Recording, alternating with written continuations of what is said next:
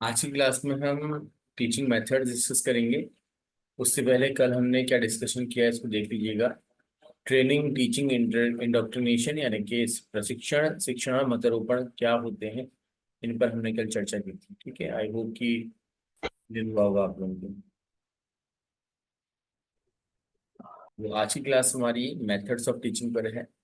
देखो, आज जो हम टॉपिक पढ़ने वाले हैं ये कई बार आपने पहले पढ़ा हुआ है और बहुत अच्छे से आपको पता है कि मेथड्स क्या क्या होते हैं, और जो भी मेथड हम यहाँ पर डिस्कस करेंगे वो सारी मेथड आपके पढ़े हुए हैं। ठीक है, तो ज़्यादा टाइम नहीं लगेगा आज की क्लास में और एक ही सेशन हम करेंगे। Method of teaching. Teaching is a complex multiphase activity often requiring the teacher to juggle multiple tasks and goals simultaneously। शिक्षण क्या है कि शिक्षण एक बहुत ही जटिल बहुआयामी गतिविधि है जिसमें कि सामान्यतः शिक्षक को एक साथ कई सारे कार्य और लक्ष्य को पूरा करने की आवश्यकता होती है। ये आप जानते ही हैं, कहीं ना कहीं किसी न किसी फॉर्म में आप टीचिंग कर ही रहे होंगे, है ना। तो अब जब हम शिक्षण पद्धति की बात करते हैं तो इसका मतलब होता है छात्रों को अपेक्षित अधिगम अनुभव प्रदान करने के उद्देश्य से शिक्षकों द्वारा निर्देश के लिए उपयोग किए जाने वाले सामान्य सिद्धांत, शिक्षा शास्त्र और प्रबंधन नीतियों से है।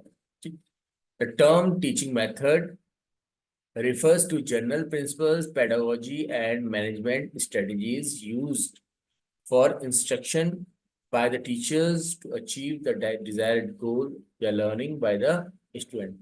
तो टीचर क्लासरूम में जो भी कुछ पढ़ा रहा है, क्यों पढ़ा रहा है, उसके पीछे कुछ ऑब्जेक्टिव्स होते हैं। तो अपने टीचिंग ऑब्जेक्टिव्स को अचीव करने के लिए जो कुछ भी तरीका अपनाएगा टीचर, वही क्या है, शिक्षण विधियां कहलाती है। Teaching method depends on what fits the teacher's educational philosophy, classroom demography, and subject area। Means आप कौन सा टीचिंग मेथड यूज करने वाले हैं अपनी क्लास में, या कौन सी शिक्षण विधि यूज करने वाले हैं, ये तीन बातों पर डिपेंड करता है। पहला, कि टीचर की शिक्षा को लेकर के क्या सोच है। अगर टीचर आपने अभी इसी सिलेबस में फिलोसफी ऑफ एजुकेशन पढ़ा हुआ है ना, ठीक है, तो अलग अलग तरह की फिलोसफीज होती हैं जिनमें से चार आपने पढ़ी हैं: प्रकृतिवाद, आदर्शवाद, परिजनवाद और यथार्थवाद। तो टीचर जिस फिलोसफी में बिलीव करेगा, टीचर वैसा ही मेथड अप्लाई करेगा। जैसे अगर टीचर आदर्शवादी है तो लेक्चर मेथड का यूज करेगा, क्वेश्चन आंसर मेथड का यूज करेगा, डिबेट मेथड का, जहां पर टीचर का रोल इंपॉर्टेंट होता है बच्चे से। टीचर अगर नेचुरलिस्टिक है यानी प्रकृतिवादी है तो फिर वो लर्नर सेंटर्ड जो मेथड्स होते हैं यूज करेगा, जैसे कि लर्निंग बाय डूइंग हो गया आपका, है कि नहीं, और डिस्कशन मेथड हो गया, जिसमें कि बच्चा खुद ही सीख रहा है, उसको टीचर की बहुत खास जरूरत नहीं है। टीचर अगर प्रैग्मेटिज्म यानी कि प्रयोजनवाद को फॉलो करता है तो प्रयोजनवादी जो अ, विचारधारा है उसमें शिक्षण जो है वो सामाजिक प्रक्रिया के रूप में देखा जाता है। तो वहां पर टीचर क्या है, प्रोजेक्ट मेथड यानी परियोजना विधि का प्रयोग करेगा, है ना, इस तरीके से। तो टीचर की जो एजुकेशनल फिलोसफी है, किस विचारधारा का समर्थन करता है, इस पर निर्भर करता है कि टीचर कौन सा मेथड यूज करने वाला है। इसके अलावा दूसरा जो फैक्टर होता है वो होता है आपका क्लासरूम डेमोग्राफी। डेमोग्राफी मतलब होता है कि किस तरीके के बच्चे क्लास में बैठे हुए हैं। प्रेजेंट टाइम पे हम इंक्लूसिव क्लासरूम की बात करते हैं। इंक्लूसिव का मतलब है कि जहां पर हर तरह का बच्चा आपको देखने को मिलेगा। कोई बच्चा बहुत इंटेलिजेंट होगा, कोई बहुत डल होगा, कोई एवरेज होगा, कोई आपका स्पेशली एबल्ड होगा। तो अलग तरीके के बच्चे होते हैं। डेमोग्राफी पे भी डिपेंड करता है कि टॉपिक को क्या बोलते हैं, मेथड कौन सा यूज करना है। अगर सारे ही बच्चे एक जैसे हैं, सभी के सब बहुत ज्यादा होशियार हैं, तो वहां पर आप एडवांस मेथड्स जो होते हैं, ब्रेन स्टॉर्मिंग टाइप के मेथड्स आप यूज कर सकते हो। प्रॉब्लम सॉल्विंग मेथड हो गया, साइंटिफिक इंक्वायरी हो गया। अगर सारे ही बच्चे आपके बिलो एवरेज हैं तो वहां पर फिर आपको बहुत मेहनत करनी पड़ेगी, और आपको बच्चों को डायरेक्ट एक्सपीरियंस देने वाले मेथड जैसे कि आपका भ्रमण विधि वगैरह होती है ना, वो यूज करनी पड़ेगी। ठीक है, बात समझ में आ रही है। तो बच्चे किस तरीके के हैं उन पर भी, उस पर भी निर्भर करता है कि हम क्लासरूम में कैसा मेथड यूज करेंगे। फिर है आपका सब्जेक्ट एरिया। सब्जेक्ट एरिया मतलब जो सब्जेक्ट आप पढ़ा रहे हैं उसकी डिमांड होती है। अब मैथमेटिक्स है तो मैथमेटिक्स को तो आप यानी गणित को आप लेक्चर मेथड से नहीं पढ़ा सकते ना। तो उसके लिए तो आपको फिर बच्चे को क्वेश्चन आंसर करवाने होते हैं, कंसेप्ट समझाने होते हैं, तो डिस्कशन बहुत करना पड़ता है। इसी तरीके से अगर हम लिटरेचर पढ़ा रहे हैं तो वहां पर हम लेक्चर मेथड का यूज कर सकते हैं। तो सब्जेक्ट का क्या रोल या सब्जेक्ट कैसा है उस पर भी डिपेंड करता है कि हम मेथड कौन सा यूज करेंगे। तो कौन सा टीचिंग मेथड हमें क्लास में यूज करना है, ये तीन बातों पर निर्भर करता है। पहला, टीचर की सोच यानी टीचर की एजुकेशनल फिलोसफी क्या है। दूसरा, क्लासरूम की डेमोग्राफी क्या है, किस तरीके के बच्चे क्लासरूम में हैं आपके। और तीसरा होता है आपका सब्जेक्ट जो आप पढ़ा रहे हैं उसकी डिमांड क्या है। आई होप कि क्लियर हुआ होगा आप लोगों को। तो इस तरीके से हम टीचिंग मेथड्स को जनरली तीन प्रकार से डिवाइड करते हैं। पहला आपका होता है टीचर सेंटर्ड, दूसरा होता है स्टूडेंट सेंटर, तीसरा होता है करिकुलम सेंटर। ठीक है, तो teacher centred, student centre and curriculum centre, तीन तरीके के हमारे पास मेथड्स होते हैं। बट करिकुलम सेंटर्ड को हम फर्दर टू पार्ट्स में डिवाइड कर देते हैं, एक है कंटेंट बेस्ड और एक आपका एक्टिविटी बेस्ड। ठीक है, तो देखिए, teacher centred method, learner centred method, content centred method and interactive यानी कि अंतःक्रिया विधि। अब इसमें शिक्षक केंद्रित विधि किसे कहते हैं या टीचर सेंटर्ड मेथड कौन सा होता है, तो देख लेते हैं। In this approach the student are viewed as empty vessel. तो शिक्षक केंद्रित जो विचारधारा है वो ये मानती है कि बच्चों को कुछ नहीं आता। बच्चे पूरी तरह से क्या है, एक ब्लैंक स्लेट की तरह है जिस पर टीचर जो लिखेगा वो छप जाएगा। तो इस सोच के साथ हम शिक्षक केंद्रित विधि का उपयोग करते हैं। तो जब भी हम टीचर सेंटर्ड मेथड यूज करेंगे तो हम ये मान के चलेंगे कि हमारे सामने जो बच्चे बैठे हैं उनको कुछ नहीं आता है, जो कुछ भी हम बताएंगे बच्चा वही सीखेगा। ठीक है, और ऐसे आइडियोलॉजी में हम लेक्चर मेथड का सबसे ज्यादा यूज कर रहे होते हैं। इसको बाकी आप पढ़ लीजिएगा, ब्रीफिंग ही कर रहा हूं मैं आपके साथ।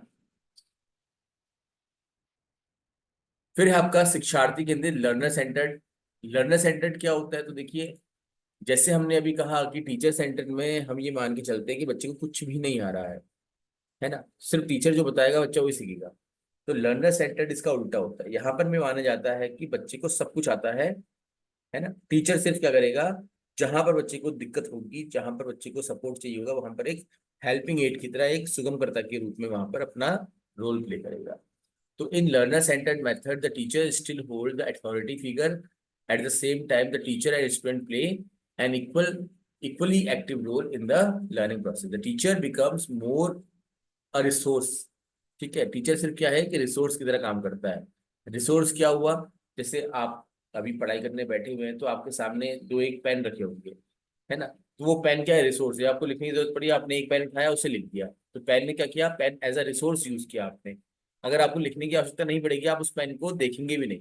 तो ऐसे ही टीचर का रोल है, जहां पर कहीं पर बच्चे को कोई प्रॉब्लम आती है तो बच्चा टीचर से उस प्रॉब्लम का सॉल्यूशन पूछ लेता है। अदरवाइज उसको अगर प्रॉब्लम नहीं आएगी, कठिनाई महसूस नहीं होगी, तो टीचर की आवश्यकता पड़ेगी ही नहीं। ठीक है, तो ये कह रहे हैं कि जैसे टीचर सेंटर्ड में टीचर एक अथॉरिटी होता है, डोमिनेट करता है टीचिंग लर्निंग प्रोसेस को। यहाँ पर टीचर अथॉरिटी नहीं होता है, वो डोमिनेट नहीं करता है।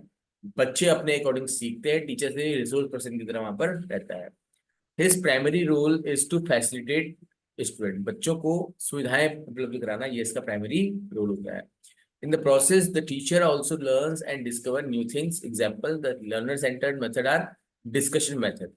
तो डिस्कशन मेथड एक अच्छा एग्जाम्पल है जो कि लर्नर सेंटर्ड होता है, जिसमें कि बच्चे अपने जो भी विचार होते हैं उनको सामने रखते हैं, टीचर उनको सुन रहा होता है। ऐसे ही इंक्वायरी मेथड, बच्चे जब इंक्वायरी करके कुछ सीखने की कोशिश करते हैं तो भी क्या आपका लर्नर सेंटर्ड है। ठीक है, नेक्स्ट आपका होता है सामग्री केंद्रित। सामग्री केंद्रित मतलब क्या हुआ, कंटेंट फोकस्ड।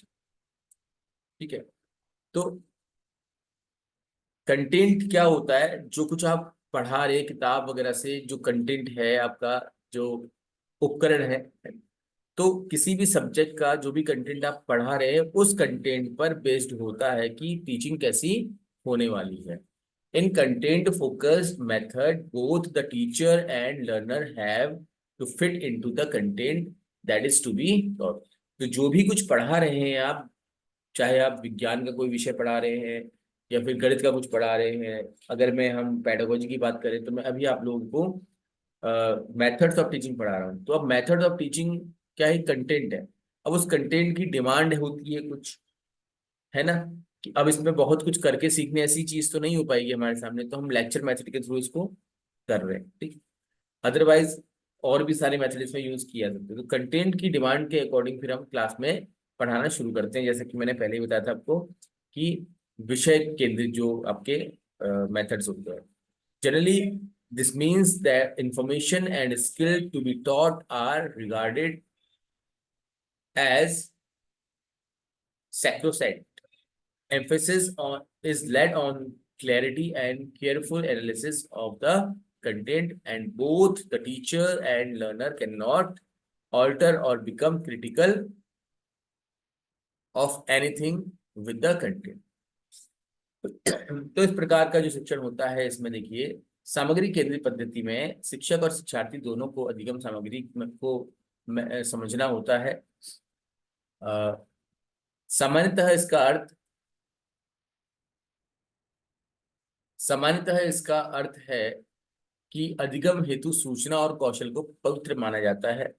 सामग्री की स्पष्टता और सावधानी पूर्वक विश्लेषण पर जोर दिया जाता है कि जो भी कंटेंट है उसको हम और कितना एनालाइज कर सकते हैं, कितना और अच्छे से प्रेजेंट कर सकते हैं, या बच्चा जब समझ रहा है तो वो किस तरीके से उसको समझ सकता है। और टीचर और शिक्षार्थी दोनों ही सामग्री में किसी भी प्रकरण को परिवर्तित नहीं कर सकते, ठीक है, या आलोचनात्मक नहीं हो सकते। तो जो कंटेंट दिया है उसकी आलोचना नहीं कर सकते आप, उसमें चेंजेस नहीं कर सकते, कंटेंट वही रहेगा, उसको आप सब पार्ट्स में डिवाइड कर सकते हैं, समझने के उद्देश्य से उसको थोड़ा सा मॉडिफाई कर सकते हैं, लेकिन उसका मुख्य जो सार है वो चेंज नहीं होना चाहिए। एक विधि जो सामग्री द्वारा शिक्षक और शिक्षार्थियों के हितों को अधीन करती है, अभिगम अनुदेशन शिक्षणोपागम। तो इस प्रकार का एक मेथड आपका है प्रोग्राम लर्निंग, यानी प्रोग्राम इंस्ट्रक्शन से रिलेटेड जो भी मेथड आपका आएगा वो कंटेंट रिलेटेड मेथड में आ जाएगा। फिर आते हैं लास्ट, अंतःक्रिया, ठीक है। अब ये अंतःक्रिया विधि क्या होती है? तो अंतःक्रिया विधि उपरोक्त तीन विधियों का मिलाजुला स्वरूप है, ठीक। The interactive method borrows a bit from aforesaid three methods without necessarily lying undue emphasis on either the learner, content और teacher। तो ना तो टीचर पर फोकस्ड होती है, ना ही कंटेंट पर फोकस्ड होती है, ना ही लर्नर पर, ठीक है। तीनों पर इक्वली फोकस्ड होती है। ये होती है अंतःक्रिया। अंतःक्रिया किसके बीच में होती है? बच्चे और टीचर के बीच में।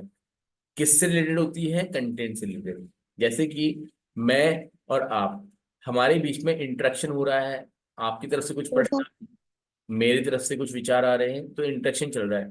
लेकिन हमारे बीच में जो इंटरेक्शन हो रहा है वो किस आधार पर हो रहा है? तो जो हम टॉपिक पढ़ रहे हैं उस टॉपिक से संबंधित ही हम बातचीत कर रहे हैं, तो ये आपका क्या है, कंटेंट भी इसमें इन्वॉल्व हो जाता है। These methods are driven by the situational analysis of what is the most appropriate thing to do in a given situation for the learners and the teachers। तो इस विधि में मुख्यतः क्या होता है कि हमें किस परिस्थिति में, जो परिस्थिति दी गई है उस परिस्थिति में कैसा व्यवहार करना है, इसे ध्यान में रखना होता है। तो ये विधियां स्थितिजन्य विश्लेषण से प्रेरित होती है। जो सिचुएशन होगी उस सिचुएशन के अकॉर्डिंग हम बिहेव करेंगे, जैसी डिमांड होगी सिचुएशन की वैसा ही हम इंटरेक्शन करेंगे, ठीक है, इस तरीके से। क्लियर है? तो interactive method requires a participatory understanding of varied domains and factors. तो जो इंटरेक्टिव मेथड्स होते हैं, अंतःक्रिया विधियां होती हैं, उनमें बच्चों को अधिक से अधिक भागीदारी करने का अवसर मिलता है। इसको हम जैसे समझ सकते हैं, रोल प्ले मेथड आपका हो गया, है ना, इस तरीके मेथड आपकी ग्रुप लर्निंग जो है वो भी इसमें आ सकता है। अब कौन कौन से मेथड है? तो देखिए, पहला है आपका व्याख्यान विधि। व्याख्यान विधि के बारे में आप जानते हैं, इसकी विशेषता ये है, हर विधि की एक विशेषता होती है, एक कमी होती है, कमी क्या कहें, सीमा होती है, ठीक। इसकी विशेषता ये है कि ये कम समय में अधिक से अधिक कंटेंट को पढ़ाने में हेल्प करती है, पूरी तरह से टीचर सेंटर्ड होती है। ठीक है। और कमी यह है इसकी कि इससे पढ़ाया गया जो भी कंटेंट होता है वो छोटे बच्चों के समझने के लिए बहुत ज्यादा मुश्किल होता है। बड़ी क्लास के लिए तो हम इसको एप्रोप्रिएट यानी कि उचित मान सकते हैं, लेकिन छोटी क्लास के लिए इनएप्रोप्रिएट या अनुचित कहा जाएगा। ठीक। तो ये छोटा छोटा है, आपका ज्यादा डिटेल में अगर पढ़ना हो तो कंटेंट आपके पास है, आप देख लीजिएगा, पढ़ लीजिएगा। ठीक है। We usually considered lecture as a normal method of teaching as it is convenient and the most suitable with large classroom size. Lecture is the oral relying of factual information which includes principle, concept, ideas, theories about a given topic. The lecture actively tells, explain, describe, or relates whatever information the learners are required to learn or understand. It is therefore teacher centered. The learners, on the other hand, are very inactive doing all the listening and understanding. इतना कुछ detail पढ़ने की जरूरत नहीं है, जो मैंने आपको मोटी मोटी दो बातें बताई उनको याद रखें। पहली बात तो ये कि टीचर सेंटर्ड होता है, दूसरी बात ये कि कम समय में अधिक से अधिक कंटेंट इसके थ्रू पढ़ाया जा सकता है, तीसरी बात ये कि इसकी एक कमी होती है, कमी ये होती है कि इसके थ्रू आप जो भी टॉपिक पढ़ाएंगे वो समझना बहुत आसान नहीं होता बच्चे के लिए। अगर बड़ा बच्चा है तो दिमाग लगा के समझ सकता है, छोटे बच्चे के लिए तो ये मेथड बहुत ही बेकार है। ठीक है, सही नहीं है मतलब। कक्षा चर्चा विधि, क्लासरूम डिस्कशन मेथड। तो कक्षा चर्चा विधि में क्या होता है, यह अंतःक्रिया शिक्षण का सबसे सामान्य प्रकार है। अंतःक्रिया क्या बताया था आपको मैंने, टीचर और स्टूडेंट के बीच में जो इंटरेक्शन हो रहा है उसको हम अंतःक्रिया कहते हैं। ठीक है। तो डिस्कशन हो रहा है तो डिस्कशन किसके बीच में होगा, या तो बच्चों के बीच में होगा, आपस में ग्रुप बना दिया आपने 7-8 बच्चों का, टास्क दे दिया, बोला कि चलो अब आप आपस में डिस्कशन करो और इस टास्क को प्रेजेंट करोगे थोड़ी देर में।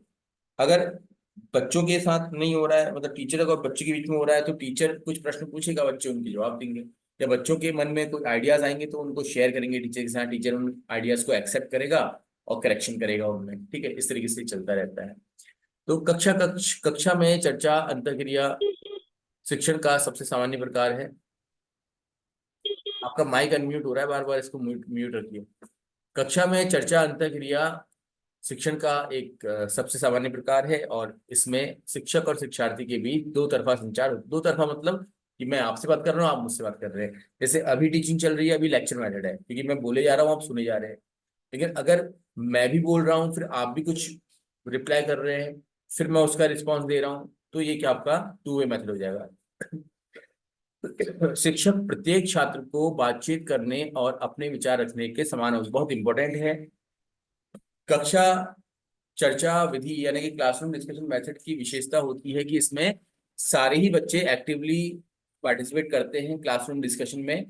हर बच्चे को इक्वली कह सकते हैं कि अपॉर्चुनिटी दी जाती है, समान अवसर दिए जाते हैं कि वे अपनी बात को रखें, और बच्चों द्वारा जो भी बातें रखी जाती हैं उन बातों को स्वीकार करना टीचर का कर्तव्य होता है। तो तीन इसकी विशेषताएं हैं। पहला तो ये कि इसमें सारे ही बच्चे एक्टिव रहते हैं, एक्टिव लर्नर की तरह काम करते हैं।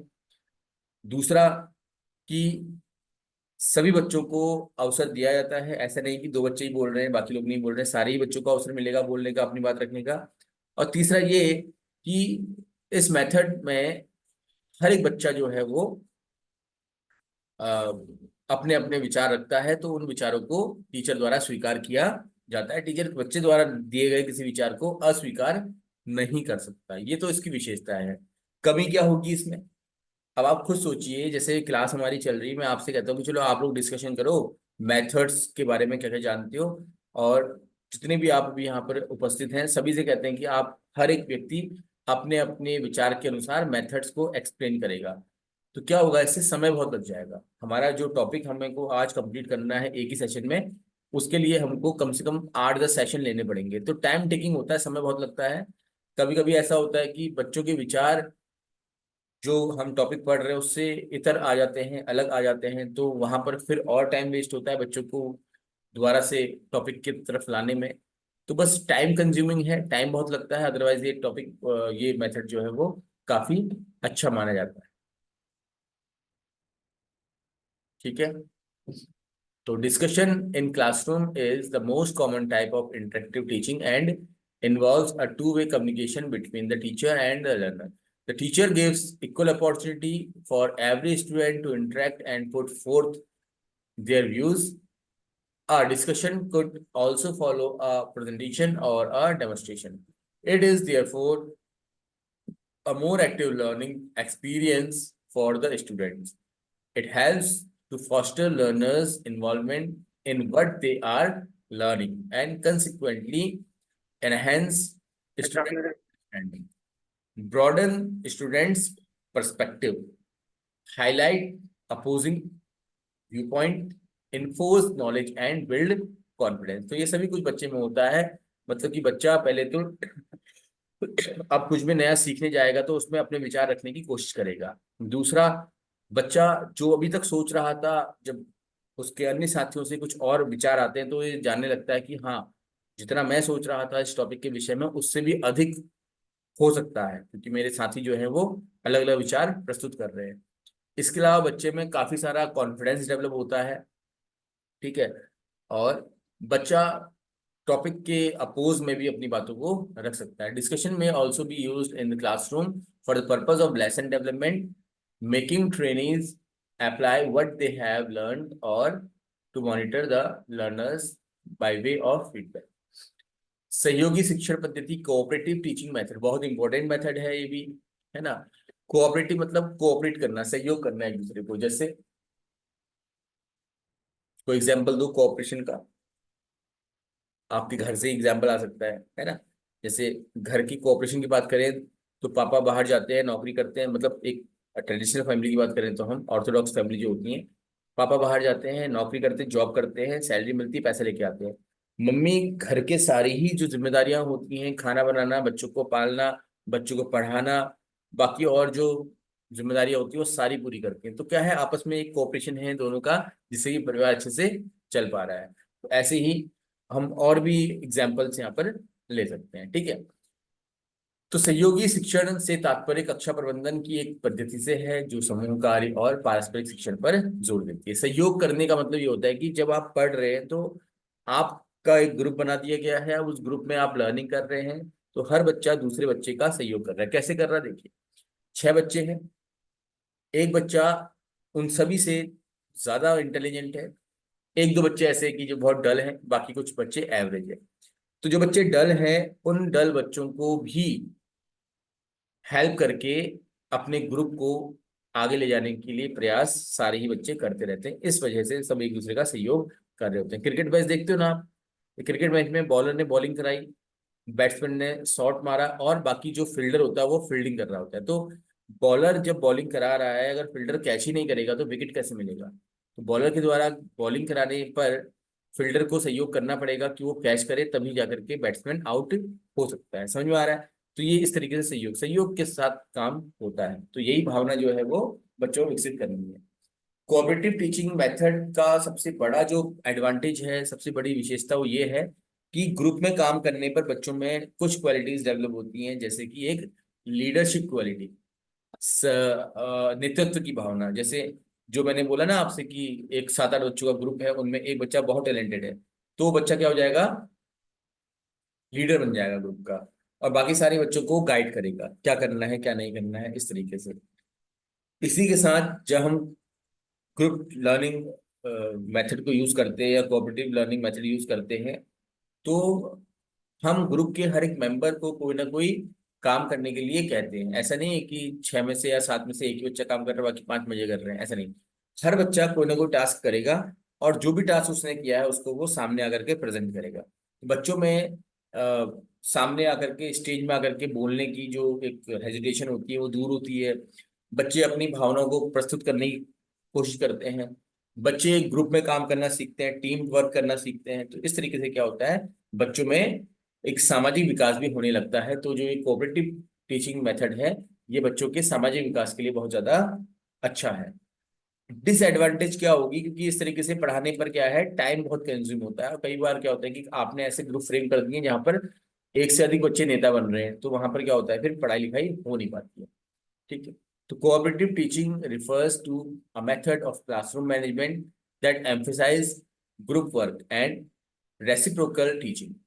Students learn best from their peers. बच्चे जो है वो peer में बहुत सीखते हैं. When working in groups, cooperative learning establish a personal connection between students and the topic of study by allowing student to actively participate in the learning process by taking by talking with each other and listening to the views of one another. मतलब वो ये कि बच्चे group में रह के काम करना सीखते हैं, एक दूसरे की बातें सुनते हैं, समझते हैं और सहयोग करते हैं एक दूसरे को. तो ये कुछ इसमें विशेषताएं हैं. Group project and discussion are the example of teaching method.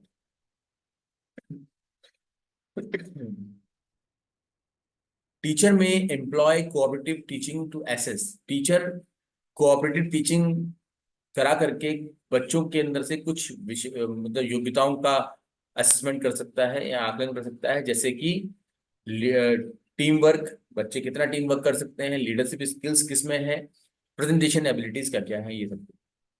अब आते हैं प्रदर्शन विधि पर. डेमोन्स्ट्रेशन मेथड क्या होता है आप सब जानते हैं. जब किसी टॉपिक को हम पढ़ा रहे हैं तो पढ़ाते पढ़ाते उस टॉपिक के विजुअल्स हम सामने रखते हैं ताकि बच्चे के सीखने में और ज्यादा इजाफा या कहें कि लर्निंग में एनहेंसमेंट हो सके.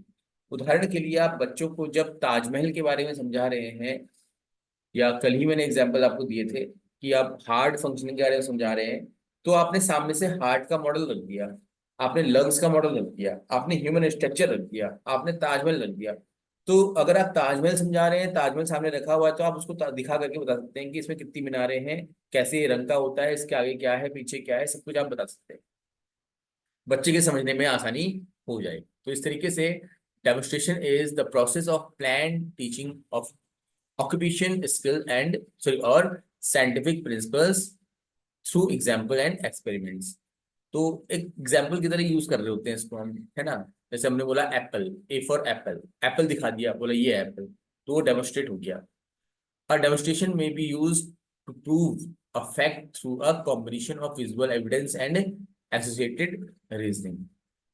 मतलब हम जो पढ़ा रहे हैं, हम ये सिद्ध करना चाहते हैं कि ये जो हम बता रहे हैं ये एग्जिस्ट करती है, इसका अस्तित्व है, तो हम उसको दिखा भी दे रहे हैं. Demonstration help. जैसे एग्जांपल आपको देता हूँ, हमने गुरुत्वाकर्षण का नियम बताया, तो बच्चे को बोला कि कोई भी वस्तु ऊपर फेंकोगे नीचे गिरेगी, हमने उसी के सामने एक पेन ऊपर फेंका, नीचे गिर रहा है, तो डेमोन्स्ट्रेशन हो गया वो. Demonstration helps to raise students' interest and reinforce memory retention because they provide connections between fact and real world application of those facts. ठीक है. फिर आते हैं ब्रेनस्टॉर्मिंग की तरफ. ब्रेनस्टॉर्मिंग, इसको हिंदी में विचार मंथन विधि भी कह सकते हैं. ठीक है. तो ब्रेनस्टॉर्मिंग वैसे तो बहुत एडवांस मेथड है, ये हर बच्चे पर एप्लीकेबल नहीं होता है. इंक्लूसिव क्लासरूम के अंदर ब्रेनस्टॉर्मिंग का यूज करना सही नहीं माना जाता है. कारण ये है क्योंकि वहां पर हर तरह के बच्चे आपको देखने को मिलेंगे. कई बच्चे ऐसे भी होते हैं जो बौद्धिक रूप से सक्षम नहीं होते हैं, तो उनका ब्रेनस्टॉर्मिंग कर पाना एक प्रकार से बहुत मुश्किल होता है. ठीक है. तो the purpose of brainstorming session is to discover new bright ideas very quickly by encouraging participant to let idea flow freely, building on and improving from previous ideas. Brainstorming जो हम करवाते हैं उसका जो मुख्य उद्देश्य, ब्रेनस्टॉर्मिंग जानते हैं ना क्या, जैसे मैंने कहा था कि मेथड्स, इस पर कुछ बताओ जो कुछ आप जानते हो, फटाफट फटाफट आपने बताया. ठीक. या कहा कि मॉडल्स ऑफ टीचिंग पर जो कुछ जानते हो बताओ या लिखो, तो दिस इज कॉल्ड ब्रेनस्टॉर्मिंग. ठीक है. या कोई एक क्रिया हम बोलेंगे कि इस पर अपने विचार रखो, ऐसा. ठीक. जहां पर ब्रेन का फ्रीक्वेंट यूज हो रहा होता है, फ्रीक्वेंट आप आइडियाज जनरेट कर रहे होते हैं, वही ब्रेनस्टॉर्मिंग आपका है. तो no idea put forward, no idea put forward, how crazy should be rejected. अब इसमें अगर बच्चे ने कोई ऐसा विचार दे दिया है जो कि बहुत ही अलग है, जो आप जानना चाह रहे हैं उससे बिल्कुल डिफरेंट है, तो आप उसको रिजेक्ट नहीं कर सकते. एग्जाम्पल के लिए आपने बोला कि टीचिंग मॉडल पर अब कुछ बताओ जो तुम जानते हो, और बच्चे ने आपको किसी एक मूवी या किसी एक सीरियल की कहानी सुना दी, तो इसका मतलब ये नहीं कि आप बच्चे को रिजेक्ट करोगे, आप बच्चे के उस आइडिया को एक्सेप्ट करते हुए उसे करेक्ट करने के लिए कहोगे. ठीक है. The ideas are listed exactly as they are expressed on a board और फ्लिप चार्ट. जो भी आइडियाज बच्चों के आते हैं उनको हम किसी पेपर पर, किसी बोर्ड पर, ब्लैक बोर्ड या व्हाइट बोर्ड पर लिखते हैं। The combination of swiftly generated idea usually leads to a very animated and energizing session. Even the more reserved participant should feel bold enough to contribute. तो इसमें क्या होता है कि जो बच्चे ऐसे होते हैं कभी भी पार्टिसिपेट नहीं कर रहे होते, पसंद नहीं करते करना, अपने आइडियाज को अपने पास रखना चाहते हैं, वो भी यहाँ पर अपने आइडियाज को लिख करके बोर्ड में चाहे पेपर में प्रेजेंट कर सकते हैं। After a brainstorming session, the ideas can be discussed further and evaluated, है ना। जब ब्रेनस्टॉर्मिंग सेशन ओवर हो जाता है, हर बच्चा किसी एक टॉपिक पर अपने विचार रख देगा, जैसे कि मॉडल ऑफ टीचिंग पर आप सभी ने अपने विचार रखे, तो अब आप सभी के विचार बोर्ड पर लिख दिए गए हैं और अब आपको बताया जा रहा है कि कौन सा विचार सही है और क्यों सही है, कौन सा विचार सही नहीं है और क्यों सही नहीं है, कौन सा विचार पार्शियली करेक्ट है, पार्शियली रिजेक्टेड है, क्यों है। तो इस प्रकार से जो भी विचार आपने दिए उनमें सही गलत और आधा सही आधा गलत, इस एनालिसिस के थ्रू हम एक कॉमन आइडिया डेवलप कर लेते हैं। तो विशेषता इसकी यही है कि ये बच्चों की विचार क्षमता को बढ़ाने का काम करता है। बच्चों को जो रिजर्व्ड होते हैं, जो बिल्कुल ही पार्टिसिपेट नहीं करते हैं, उनको मोटिवेट करता है कि वो पार्टिसिपेट करें। और कमी इसकी ये है कि ये हर बच्चे के लिए एप्लीकेबल नहीं होता है, ठीक है, ये इसकी बहुत बड़ी कमी है। बड़ी क्लास के लिए और बड़े बच्चों के लिए ये एप्लीकेबल हो पाता है। रोल प्ले मेथड क्या होता है? रोल प्ले मेथड के बारे में बताने की आवश्यकता नहीं है, आपको पता ही है। जैसे कि अगर कोई भी रामलीला है, तो अगर हम राम जी के बारे में कुछ टॉपिक पढ़ा रहे हैं तो हम उसका मंचन करवा दें बच्चों से, बच्चे कैरेक्टर बनेंगे, कोई राम बनेगा, कोई सीता बनेगा, कोई लक्ष्मण बनेगा, कोई हनुमान बनेगा, इस तरीके से। और जो भी टॉपिक आप पढ़ा रहे हैं राम जी संबंधित, उसका मंचन कर देंगे, उसको वो परफॉर्म कर देंगे। अब ये तो हो गया रोल प्ले मेथड, लेकिन रोल प्ले मेथड का बेनिफिट क्या होता है? तो बच्चा जब किसी भी स्टोरी को सुनता है तो भूल सकता है, लेकिन अगर उस स्टोरी के कैरेक्टर्स को उसने प्ले कर दिया है तो कभी भी उस कैरेक्टर को तो स्पेशली वो नहीं भूल पाएगा जिसके डायलॉग्स तक बोले हैं उसने। और बाकी उस पूरे ही स्टोरी को जिसको उसने अपने साथी के साथ मिलकर के प्ले किया है, उसको वो लंबे समय तक याद कर पाता है। इससे बच्चों में पब्लिक स्पीकिंग की जो एक एबिलिटी होती है वो डेवलप होती है, बच्चों के अंदर की हेजिटेशन दूर होती है। दूसरा, बच्चों के अंदर एक अच्छे कहें कि एक्टर का या कहें कि एक्टिंग करने की जो क्वालिटीज होती हैं वो भी डेवलप होने लगती है, ठीक है। अब आता है आपका inquiry based teaching. Inquiry based teaching क्या होता है, ये कई बार चर्चा कर चुके हैं। जब बच्चा किसी भी प्रश्न के उत्तर आपसे पूछता रहता है और कुछ जान, जैसे मैं एक छोटा एग्जांपल देता हूँ। आपको किसी के घर जाना है, आपको नहीं पता कि घर कहाँ पर है, कॉलोनी का नाम पता है, तो आप कॉलोनी पर गए, वहां पर आपने दुकानदार से पूछा, आगे पीछे चलने वाले लोगों से पूछा नाम, इस तरीके से आपने इंक्वायरी किया, आप उस व्यक्ति के घर पहुंच गए। तो इसी प्रकार से जो भी कुछ बच्चा जानना चाह रहा होता है वो इंक्वायरी करते हुए उसको जान लेता है। ये आपका इंक्वायरी मेथड है। एक्सपेरिमेंटल मेथड आप लोगों को पता है, बताने की आवश्यकता है नहीं, ठीक है ना। तो इसको पढ़ लीजिएगा। अभी सेशन इतना ही करेंगे, इसके आगे कंटिन्यू नहीं करेंगे। वीडियो क्लास ओवर होते ही आप लोगों के ग्रुप में आ जाएगी, ठीक है। अगर आप लोग कुछ जानना चाह रहे हैं तो सेशन आगे बढ़ाते हैं, अदरवाइज टॉपिक इतना ही है।